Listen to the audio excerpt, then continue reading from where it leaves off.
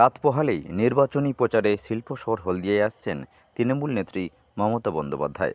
বুধবার দুপুরে হেলিকপ্টার মহড়া হলো হলদিয়ার বাসুদেবপুর এইচএফসি ময়দানে।